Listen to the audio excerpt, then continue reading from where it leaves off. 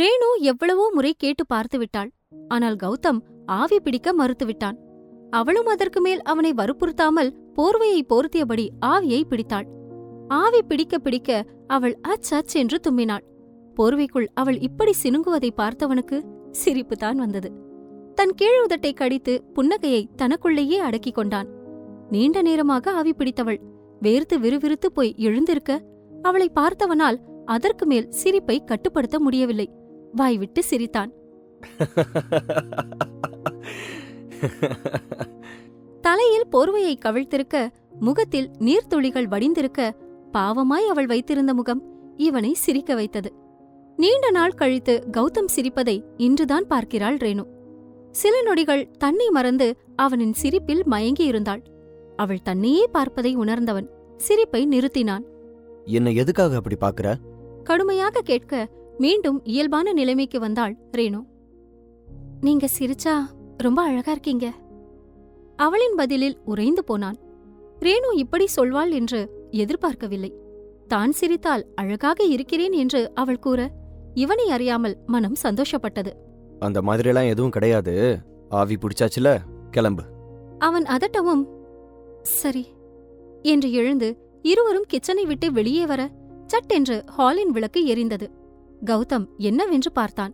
வெளியே சென்றிருந்த அவனுடைய அம்மா கல்பனா வீட்டிற்கு வந்திருந்தார். ஐயோ, அம்மா இந்த நேரத்துல இவ கூட என்ன பார்த்தா என்ன நினைப்பாங்க? பயந்து போன கௌதம் சட்டென்று ரேணுவின் கையை பிடித்து இழுத்தவாறு அங்கிருந்த தூணுக்கு பின்னால் மறைந்தான். அவன் இழுத்த இழுப்பில் அவனின் நெஞ்சில் மோதி நின்றாள். கௌதம், என்ன பண்றீங்க? என்ன விடுங்க. ஷோ, கொஞ்ச நேரம் அமைதியா இருக்கியா? கல்பனா தன் அறைக்குள் செல்லும் வரை பொறுமை காக்க நினைத்தான். ரேணு அதற்கு மேல் அவனிடம் எதுவும் கேட்கவில்லை. அவனின் நெஞ்சத்தில் சாய்ந்திருந்த தருணம் அவளுக்கு வேறு எதையும் நினைக்க தோன்றவில்லை. அவளின் இதயம் வேகமாக அடித்துக் கொண்டது. இந்த ஒரு கணம் போதும் என்பது போல் சுற்றி என்ன நடந்து கொண்டிருக்கிறது என்று எதுவும் அறியாமல் அவனின் நெஞ்சத்திற்குள் புதைந்தாள். கல்பனா அறைக்கு செல்கிறாரா என்று பார்த்து கொண்டிருந்த கௌதமும் இருவருக்கும் இடையில் ஏற்பட்டுக் கொண்டிருக்கும் இத்தகைய நெருக்கத்தை உணராமல் போனான்.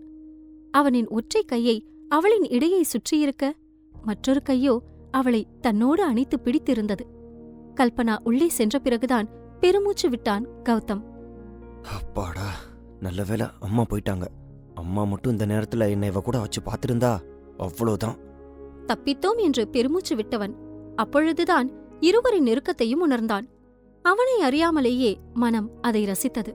ஆனால் மூளையோ அவனுக்குள் அபாய மணியை அடிக்கத் தொடங்கியது. ஏய், என்ன பண்ணிட்டு இருக்க? அவனின் திடீர் கேள்வியில் திடுக்கிட்டு போய் அவனை விட்டு விலகினாள் ரேணு. அது அது ஒண்ணுல்ல, சாரி, நான் தெரியாம. அவளுக்கு வார்த்தைகள் தடுமாறின. அம்மா போயிட்டாங்க, இப்ப போ. இருவரும் அறைக்குள் வந்தார்கள். சுடு தண்ணீர் குடித்துவிட்டு ஆவி பிடித்ததால் ரேணுவுக்கு தும்மல் எதுவும் வரவில்லை. நிம்மதியாக தூங்கி போனாள். மறுநாள் காலை எப்பொழுதும் போல் நேரமாக எழுந்து தன்னுடைய வேலைகளை பார்க்க வேண்டும் என்று கீழே வந்துவிட்டாள் ரேணு. காலையில் கண்விழித்த கௌதமிற்குதான் உடல் சற்று சோர்வாக இருந்தது. கண்களை திறக்க முடியவில்லை. இருப்பினும் அதை எதையும் பொருட்படுத்தாதவன் எழுந்து காலை ஒர்க் அவுட் முடித்துவிட்டு அவனுடைய ஆபீஸுக்கு கிளம்பிவிட்டான். அவனுக்கு வேலை பளுவும் அதிகமாக இருந்தது. வரிசையாக இருந்த அனைத்து மீட்டிங்கையும் முடித்தான். அடுத்த 2 மணி நேரத்துக்கு யாரும் என்ன டிஸ்டர்ப் பண்ண வேணாம். கௌதம் ஷீலாவிடம் கூறிவிட்டு அவனுக்கென்று இருந்த பிரைவேட்டான அறைக்குள் நுழைந்து ஓய்வெடுக்க ஆரம்பித்தான். என்னது இது? ஏன் இவ்ளோ டயர்டா இருக்கு? தலை வேற பாரமா இருக்கே.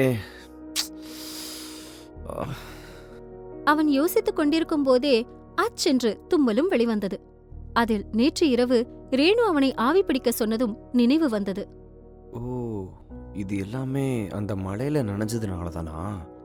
இதனாலதான் அந்த ரேணு நேத்து அப்படி சொன்னாளா? அவளுக்கு நேத்தே அதனுடைய ரியாக்ஷனை காட்டிருச்சு. எனக்கு இப்பதானே காட்டுது. ச்சே, என்ன செய்வது என்று தெரியாமல் தலைவலி மாத்திரை ஒன்றை போட்டுக்கொண்டான். அன்று மாலை கௌதம் அவனுடைய வேலைகளை சீக்கிரமாக முடித்துவிட்டு வீட்டிற்கு செல்லலாம் என்று நினைத்துக் கொண்டிருக்க அவனை பார்க்கலாம் என்று ஐஸ்வர்யா அங்கு வந்தாள். பேபி, நீ ஃப்ரீயா இருக்கியா? நம்ம கொஞ்சம் வெளியே போலாமா? இல்ல ஐஷு, இன்னைக்கு முடியாது. அவன் மறுத்தாலும் ஐஸ்வர்யா அவனை விடவில்லை. எங்க இந்த ரேணுவிற்காகத்தான் தன்னோடு வெளிவருவதை மறுக்கிறானா என்று நினைத்தவள் அவனிடம் மீண்டும் கண்ணீர் வடிக்க ஆரம்பித்தாள். இப்பெல்லாம் நான் எங்க கூப்பிட்டாலும் நீ என் கூட வர தயாராவே இல்ல கௌதம். ஏதாவது ஒரு காரணம் சொல்லி அதை எல்லாத்தையும் தட்டி கழிச்சுக்கிட்டே இருக்க. நீ நடந்துக்கிறத பார்த்தா எனக்கு உண்மையிலேயே பயமா இருக்கு. எங்க நீ அந்த ரேணு பக்கம் சாஞ்சிருவியோன்னு எனக்கு ரொம்ப பயமா இருக்கு. இல்ல, உனக்கு என்ன பிடிக்கலன்னா சொல்லிடு. நான் இனிமே உன்னை தேடி வந்து தொந்தரவு பண்ண மாட்டேன் கௌதம். அவள் முகத்தை அழுவது போல் வைத்துக்கொண்டு சொல்ல அவளின் பேச்சில் குற்ற உணர்ச்சியாக உணர்ந்தவன் வேறு வழியில்லாமல் ஒப்புக்கொண்டான். சரி போலாம் வா. ஐஸ்வர்யா கௌதமையும் அழைத்துக்கொண்டு இதற்கு முன்னால் அவர்கள் எப்பொழுதும் வரும் பப்பிற்கு தான் அழைத்து வந்தாள். ஐஷு, இங்க எதுக்கு வந்திருக்கோம்? நீ வெளியே போகணும் தானே சொன்ன. உடனே வேற எங்கேயாவது போவேன்னு நினைச்சா இப்போ எதுக்காக இங்க? கௌதம், எதுக்காக டென்ஷன் ஆகுற? கொஞ்ச நேரம் நாம இங்க சில் பண்ணலாம். கம் ஆன் கௌதம், எதுக்காக இவ்வளவு தயங்குற? அதன் பிறகு கௌதம் எதுவும் சொல்லவில்லை. அவளின் இழுப்பிற்கு சென்றான். மறுப்பு தெரிவிக்கும் அளவிற்கு இப்பொழுது அவனின் உடலில் தெம்பும் இல்லை. ஐஸ்வர்யா கௌதமை அழைத்துக்கொண்டு அங்கிருந்த இருக்கைக்கு சென்றாள். அவர்கள் இங்கு ரெகுலர் கஸ்டமர் என்பதால் எப்பொழுது வந்தாலும் இவர்கள் குடிக்கும் மதுவையே வழங்குவார்கள். அதுபோலவே இன்றும் நடந்தது. எடுத்துக்க கௌதம். எனக்கு இப்போ குடிக்கிற மூடு இல்ல. என்ன கௌதம், இவ்ளோ தூரம் வந்துட்ட, ஒரு கிளாஸ் கூட எடுத்துக்காம எப்படி?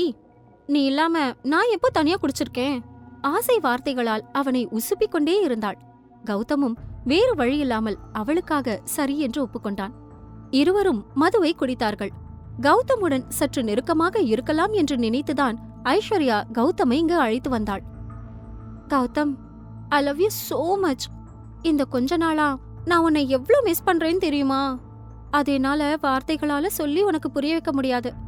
உன்னை ஒவ்வொரு தடவையும் அந்த ரேணு கூட பார்க்கும்போது எனக்கு எவ்ளோ கஷ்டமா இருக்கும் தெரியுமா? நான் சொல்றது உனக்கு புரியுதுல்ல? என்னோட ஃபீலிங்ஸ் உனக்கு புரியுதுல்ல? ஆனால் அவன் வந்ததிலிருந்து அவளின் எண்ணத்திற்கு ஒத்துழைக்காமலேயே இருக்க அவனுக்கு மதுவை ஊற்றிக் கொடுத்து கொண்டே இருந்தாள். ஐஸ்வர்யாவின் திட்டம்தான் என்ன? அவள் எதற்காக மதுவை ஊற்றிக் கொடுக்கிறாள்? கேளுங்க, இதயத்தில் ஏதோ ஒன்று ஆடியோ சீரீஸ் உங்க குக்கு எஃப்எம் ஆப்ல. டவுன்லோட் தி ஆப் நவ.